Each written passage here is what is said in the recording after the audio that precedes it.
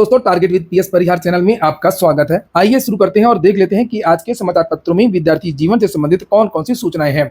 आगे बढ़ने से पहले एक सूचना उन विद्यार्थियों के लिए, गुड न्यूज उन विद्यार्थियों के लिए जो विद्यार्थी किसी भी प्रतियोगी परीक्षा की तैयारी कर रहे हैं, जैसे यूपीपीएससी, बीपीएससी, शिक्षक भर्ती इत्यादि की। वे सभी अभ्यर्थी उत्कर्ष के इस बेस्ट ऑफर का लाभ ले सकते हैं।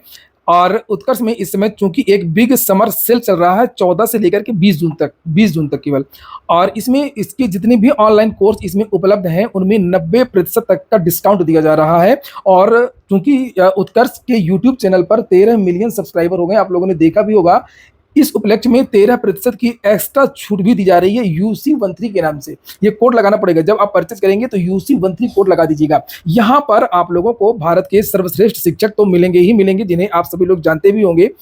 और यहाँ पर आपको वो सारी चीजें मिलेंगी जो प्रिपरेशन करने के लिए आवश्यक होती हैं। Live videos, recorded videos, PDF सामग्री, यहाँ आपको ई-बुक भी मिलेगी, MCQ भी यहाँ पर अक्सर करवाए जाते हैं।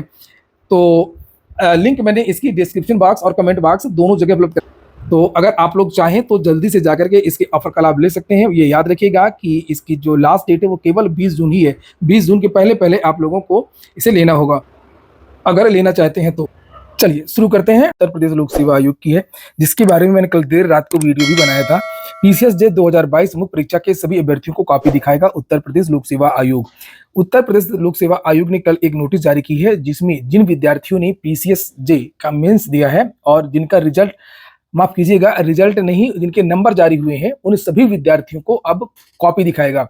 और उसका पूरा का पूरा जो शेड्यूल है वो जारी कर दिया गया है। लिखा है, PCSJ मुख्य परीक्षा 2022 को लेकर के विवादों में घिरे उत्तर प्रदेश लोक सेवा आयोग ने बड़ा निर्णय लेते हुए सभी 3019 अभ्यर्थियों को उत्तर पुस्तिकाएं दिखाने का निर्णय लिया है, ताकि सभी तरह की आशंकाएं दूर की जा सके।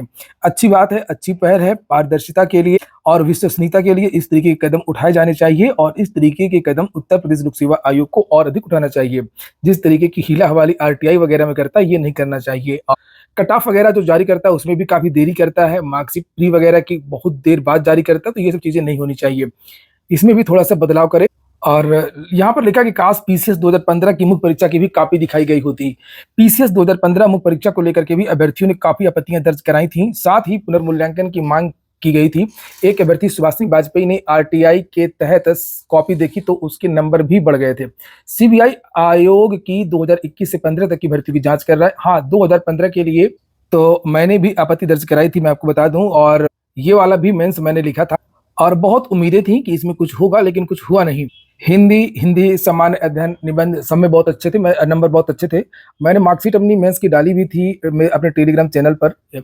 और सबसे बड़े आश्चर्य की बात थी, बहुत सारे जो छात्रों को, जो मेरा एक सब्जेक्ट सोशल वर्क था, उसमें सोशल वर्क था मेंस में, और 56 नंबर दे दिए थे। 56 फर्स्ट पेपर सेकंड पेपर में, दोनों में। तो वही कार्यकाल याद आ रहा है, वैसी ही स्थिति होती जा रही है। यहाँ पर लिखा है कि CBI आयोग की 2021 से 15 तक की भर्तियों की जांच कर रही है, और अब तक एकमात्र FIR PCS 2015 मुख्य परीक्षा के मामले में लिखाई गई है। आयोग ने उस समय भी उत्तर पुस्तिकाएं दिखाने का निर्णय ले लिया होता तो संभवतः FIR की नौबत न आती। विद्यार्थी जानबूझ करके कोर्ट नहीं जाना चाहते हैं, विद्यार्थियों को मजबूर किया जाता है। अक्सर लोग क्या करते हैं कि कुछ लोग मामला कोर्ट में फंसा देते हैं, ये भर्तियों को लंबित करते हैं, लेकिन ऐसी बात बिल्कुल भी नहीं है। और जब गलत आंसर की लोग बनाएंगे और गलत पेपर लोग बनाएंगे, गलत तरीके से मूल्यांकन करेंगे, तो विद्यार्थी तो मजबूर होकर के जाएंगे। ताजा उदाहरण आप नीट का ही देख लीजिए। अगर नीट में लोग कोर्ट नहीं जाते तो क्या होता, और इतने छोटे बच्चे होते हैं नीट के। ये ग्रेस मार्क जो हटाया गया है ये भी नहीं हटता, हालांकि मामला अभी इसकी आगे सुनवाई चलेगी, पेपर लीक की जांच चल रही है, उसको लेकर के भी यहाँ पर सूचनाएं दी गई हैं। नीट को लेकर के आज अमरुजाला.com है ये लिखा है, CBI जांच की मांग पर केंद्र व NTA को नोटिस दी गई है। सुप्रीम कोर्ट ने कहा कि 24 लाख बच्चों के भविष्य की हमें भी चिंता, पर NTA को सुने बिना आदेश नहीं। नीट UG 2024 में अनियमितताओं की CBI जांच की मांग वाली याचिका पर सुप्रीम कोर्ट ने केंद्र सरकार, नेशनल टेस्टिंग एजेंसी और बिहार सरकार को नोटिस जारी कर 2 सप्ताह में जवाब तलब किया है। सुप्रीम कोर्ट ने कहा कि 24 लाख परीक्षार्थियों के भविष्य की चिंता है, पर परीक्षा कराने वाली संस्था NTA का पक्ष सुने बिना CBI जांच की मांग पर एक तरफा फैसला नहीं सुनाया जा सकता है। हाँ, दोनों को सुनेगी Supreme Court. NEET paper leak को लेकर के और भी सूचना है। जैसे यहाँ पर ये लिखा है, नीट पेपर लीक में 9 परीक्षार्थियों को नोटिस, 13 आरोपित अब तक हो चुके हैं गिरफ्तार, सभी को अभिभावकों के साथ ईओयू ने पूछताछ के लिए कार्यालय बुलाया। आर्थिक अपराध इकाई बिहार में नीट यूजी पेपर लीक मामले में 9 परीक्षार्थियों को नोटिस भेजा है। इस मामले की जांच कर रही आर्थिक अपराध इकाई ईओयू ने सभी अभिभावकों के साथ पूछताछ के लिए ईओयू कार्यालय बुलाया है। यह सभी अभ्यर्थी नीट परीक्षार्थी बिहार के अलग अलग जिलों के हैं। तो जांच चल रही है। बहुत सारे लोगों का ये भी कहना है कि नीट का जो पेपर वो एक दिन पहले ही लीक हो गया था। तो ये बहुत बड़ी चिंता वाली बात है। उत्तर प्रदेश में चर्चाएं हुई थी हाई स्कूल का पेपर लीक, उसके बाद में आप लोगों ने देखा पुलिस का पेपर लीक, बिहार में सिपाही भर्ती का पेपर लीक, राजस्थान में कई भर्तियों के पेपर लीक, सी-टेट का पेपर लीक और अब यहाँ पर आ गया है नीट का पेपर। अगली सूचना है बिहार की एक भर्ती की। लिखा है, सूबे में न्याय मित्र कचहरी सचिव के 3630 पदों पर 2 माह में बहाली होगी। बताया भी गया है ग्राफ के द्वारा कि किस जिले में कितने पद खाली हैं सचिव के और कितने पद खाली हैं न्याय मित्र के। पंचायती राज व्यवस्था में ग्राम कचहरी को सुचारू बनाए रखने के लिए कचहरी सचिव और न्याय मित्रों के खाली पदों को भरा जाएगा। इस बाबत पंचायती राज विभाग के अपर मुख्य सचिव मिहिर कुमार सिंह ने सभी जिलाधिकारियों, जिला पंचायत राज पदाधिकारियों को निर्देश दिया है। राज्य में 8056 ग्राम कचहरी में से मात्र 5826 पद पर ही न्याय मित्र कार्यरत हैं। 2230 पद रिक्त हैं, जबकि कचहरी सचिव के 6656 पद भरे हुए हैं और 1400 पद खाली हैं।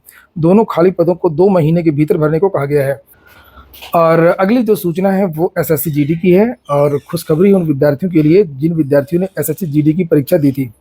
लिखा है, एसएससी जीडी कांस्टेबल परीक्षा में 20,000 रिक्तियां बढ़ गई हैं। और हालांकि मैंने इसकी सूचना तो आप लोगों को 2 दिन पहले ही दे दी थी, जब एसएससी ने अपनी ऑफिशियल वेबसाइट पर नोटिस जारी करके रिक्तियां बताई थी। लिखा है, एसएससी जीडी रिजल्ट आने के पहले ही छात्रों के लिए राहत भरी खबर है कि एसएससी ने संशोधन के बाद 20,000 से ज़्यादा पदों को रिजल्ट आने के पहले ही जोड़ दिया है। इससे एसएससी जीडी कांस्टेबल परीक्षा में शामिल हुए उम्मीदवारों को अब फायदा होगा। और यहाँ पर नीचे लिखा है कि एसएससी जीडी कांस्टेबल के 26,000 से बढ़कर के पद अब 46,617 हो गए हैं। बिहार विद्यालय परीक्षा समिति की तरफ से भी नोटिस जारी की गई है एसटेट की। लिखा है कि दिनांक 18 जून 2024 को दोनों पाली में आयोजित माध्यमिक शिक्षक पात्रता परीक्षा एसटीईटी के द्वितीय पत्रों की परीक्षा की तिथि को पुनर्निर्धारित करते हुए दिनांक 20 जून को परीक्षा आयोजित किए जाने के संबंध में। तो यहाँ पर ये नई तारीख है। लिखा है कि माध्यमिक शिक्षक पात्रता द्वितीय पत्र अब ये 20 जून को, इसी तरीके से एसटेट प्रथम द्वितीय पत्र ये भी 20 जून को होगी। पहले ये 18 तारीख की परीक्षा हो रही थी। बिहार डीएलएड का रिजल्ट जारी हो गया, 75% विद्यार्थी सफल हुए हैं। एक बड़ा बदलाव कर रही है केंद्र सरकार। लिखा है कि साल में 2 बार 10वीं और 12वीं के एग्जाम होंगे। हायर एजुकेशनल सेंटर में साल में 2 बार प्रवेश देने की मंजूरी के साथ ही सरकार ने अगले सेशन से यानी कि 2025-26 से 10वीं और 12वीं के बोर्ड एग्जाम को भी साल में 2 बार कराने को लेकर के अपनी सहमति दे दी है। एजुकेशन मिनिस्टर धर्मेंद्र प्रधान ने शुक्रवार को बोर्ड परीक्षाओं को साल में 2 बार कराने की फिर से जानकारी दी है और कहा कि अभी तक इसे जेईई की तर्ज पर कराने पर सहमति बनी है। इसमें पहला एग्जाम फरवरी में और दूसरा एग्जाम अप्रैल में होगा। स्टूडेंट को दोनों ही परीक्षाओं में शामिल होने के विकल्प दिए जाएंगे। इनमें से उनका प्रदर्शन जिस भी एग्जाम में बेहतर होगा उससे ही अंतिम स्कोर मान लिया जाएगा। तो इससे विद्यार्थियों की जो टेंशन रहती है, जो तनाव रहता है, वो कम हो जाएगा। नीचे लिखा कि धर्मेंद्र प्रधान ने जानकारी देते हुए बताया कि 10वीं और 12वीं की बोर्ड परीक्षाओं को साल में 2 बार कराने के लिए वैसे तो 2 फार्मूला तैयार किया गया है। दूसरा फार्मूला सेमेस्टर यानी 6-6 महीने में परीक्षा कराने का भी है। हालांकि अब तक जेईई की तर्ज पर ही इसे कराने को लेकर के सहमति बनी है, जिस तरीके से इंजीनियरिंग एग्जाम के लिए साल में 2 बार परीक्षा होती है। बच के रहिएगा। 14 राज्यों में हीट वेव का अलर्ट जारी है। लिखा है कि मानसून की धीमी रफ्तार के चलते अभी राहत मिलने की उम्मीद नहीं है। और कौन कौन से राज्य, इन्हें आप लोग यहाँ पर देख सकते हैं रेड कलर में। यहाँ पर लिखा है, देश के दक्षिणी राज्यों में सबसे पहले दस्तक देने के बाद मानसून कमजोर पड़ गया है। इसके कारण उत्तर और पूर्वी भारत में हीट वेव का असर फिर से शुरू हो गया है। झारखंड में हीट वेव से 3 लोगों की मौत हो गई। देश के 14 राज्यों में आज भी हीट वेव का अलर्ट जारी किया गया है। इसमें उत्तर प्रदेश, उत्तराखंड, जम्मू कश्मीर, हिमाचल प्रदेश, पंजाब, हरियाणा, चंडीगढ़, दिल्ली, राजस्थान, पश्चिम बंगाल, बिहार, झारखंड, मध्य प्रदेश और उड़ीसा शामिल हैं। अगली सूचना एलटी ग्रेड शिक्षक भर्ती, खंड शिक्षा अधिकारी भर्ती और एई वैकेंसी को लेकर की है। लिखा है, आयोग, विभाग और शासन के बीच भर्तियां बनी फुटबॉल। इधर से उधर अध्याचन को लात मार करके भगाया जाता है और भर्तियां नहीं आती हैं। आयोग विभाग को कहता है, शासन आयोग को कहता है, सब मामला यही चल रहा है। और लिखा हुआ है कि भर्तियों में व्याप्त विसंगतियों को दूर करने की दृढ़ इच्छा शक्ति के अभाव में तमाम भर्तियां उत्तर प्रदेश लोक सेवा आयोग के बीच फुटबॉल बन गई हैं। पदों का अध्याचन प्राप्त होने और विसंगतियों का हवाला देकर के उनको वापस करने के सिलसिले की वजह से तमाम भर्तियां 5 वर्ष से अटकी पड़ी हैं। भर्ती की आस लगाए बैठे अभ्यर्थी ओवर एज हो रहे हैं। कहीं शैक्षिक अर्हता की समकक्षता स्पष्ट नहीं होने से, तो कहीं परीक्षा योजना और पाठ्यक्रम के संदर्भ में शासन से अनुमोदन या अन्य विसंगति इसकी वजह है। राजकीय इंटर कॉलेजों में प्रवक्ता पुरुष के 320 व महिला के 116 पदों और सहायक अध्यापक एलटी पुरुष के 3254 व महिला के 1708 पदों पर भर्ती होनी है। माध्यमिक शिक्षा विभाग द्वारा ऑफलाइन अधियाचन 2 साल पहले आयोग को भेजा गया था। शैक्षिक अर्हता की समकक्षता के लिए नियमावली में संशोधन नहीं होने के कारण नियुक्ति की प्रक्रिया अटक गई। इस विसंगति को दूर करने का ठोस प्रयास भी नहीं हुआ।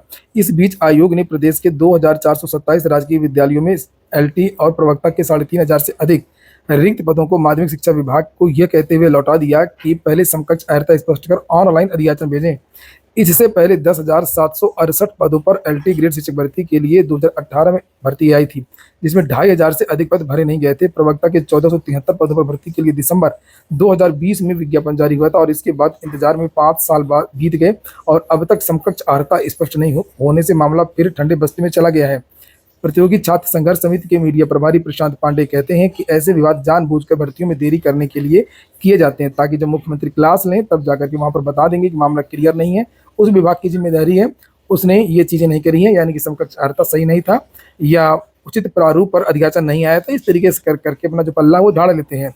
और यहाँ पर लिखा है खंड शिक्षा अधिकारी के बारे में भी लिखा है, बीईओ के रिक्त पदों का अधियाचन भले ही मिल चुका है, यह भर्ती भी विसंगतियों के कारण फंस गई है। करीब 300 पदों का अधियाचन मिलने पर भी भर्ती शुरू न होने से अभ्यर्थी परेशान है। आयोग ने इससे पहले 2019 में 309 पदों के लिए विज्ञापन निकाला था। 5 वर्ष से भर्ती के इंतजार में अभ्यर्थी ओवरेज हो रहे हैं। ये बात हो रही खंड शिक्षा अधिकारी की। तीसरी भर्ती एई की। लिखा है सम्मिलित राज्य अभियंत्रण सेवा की भर्ती भी अटकी है। सम्मिलित राज्य अभियंत्रण सेवा के 100 पदों पर अधियाचन मिलने के बाद भी भर्ती की प्रक्रिया शुरू नहीं हो पाई है। इसका जिक्र भी आयोग ने इस वर्ष के कैलेंडर में किया था। बताया कि परीक्षा योजना और पाठ्यक्रम के संदर्भ में शासन से अनुमोदन के बाद ही परीक्षा तिथि घोषित होगी। इसकी फाइल भी शासन और आयोग की खींचतान में भटक गई है। तो यहाँ पर जो शुरू में लिखा हुआ है दृढ़ इच्छा शक्ति, जब तक दृढ़ इच्छा शक्ति या प्राथमिकता नहीं दिया जाएगा तब यही हाल होगा। और ये जो सरकार है अगर यही सब खेल खेलेगी, दिखावा करेगी मीटिंग की सरकार कि इतने दिन के अंदर भर्ती किया जाए, रिक्त पदों को भरा जाए, फलाना ढिमाका, और अगर वास्तव में भर्तियां नहीं आएंगी और भर्तियां अगर आ भी गई तो निश्चित समय पर अगर पूरी नहीं हो पाएंगी, तो इस सरकार को 2027 में जाने से कोई नहीं रोक सकता है उत्तर प्रदेश में। और उत्तर प्रदेश की जो मुख्यमंत्री हैं उनको असफल मुख्यमंत्री के रूप में ही याद किया जाएगा। एक सीएम होकर के आप भर्ती नहीं करवा सकते हैं, समकक्ष अर्हता विवाद समाप्त नहीं करवा सकते हैं। आप कहते हैं कि रिक्त पदों पर इतने दिन के अंदर भर्ती हो और भर्तियां होती नहीं है, इसका क्या मतलब है। और अगली जो सूचना है वो तदर्थ शिक्षकों को लेकर के है। तदर्थ शिक्षकों के वेतन भुगतान के लिए सीएम से मिले विधायक और जिलाध्यक्ष। सुप्रीम कोर्ट ने इन तदर्थ शिक्षकों को बाहर कर दिया है और अब इनको वेतन भी नहीं मिल रहा है। अब ये हाथ पैर मार रहे हैं। लिखा है कि जिले के तदर्थ शिक्षकों की सेवा बहाली और वेतन भुगतान को लेकर के सदर विधायक राजेंद्र मौर्य और भाजपा जिलाध्यक्ष आशीष कुमार श्रीवास्तव ने शुक्रवार को मुख्यमंत्री से मिलकर के मांग पत्र सौंपा है। और भाजपा जिलाध्यक्ष ने बताया कि मुख्यमंत्री ने जल्द ही सेवा बहाली का आश्वासन दिया है। वो राजनीति भले ही उन्होंने बोल दिया, इसमें इनका कुछ नहीं हो सकता, क्योंकि सुप्रीम कोर्ट का आदेश है, तो वहाँ पर सीएम और पीएम की क्या चलेगी। और अब ये जितने भी पद रिक्त हैं इनको मेन भर्ती में जोड़ा जाए, यही विद्यार्थियों की मांग है। और देना हो तो कुछ वेटेज वगैरह इनको दे सकते हो पुराने शिक्षकों को, और ये भी भर्ती में भाग ले सकते हैं। बस आज के वीडियो में इतना ही। पूरा वीडियो सुनने के लिए बहुत बहुत धन्यवाद।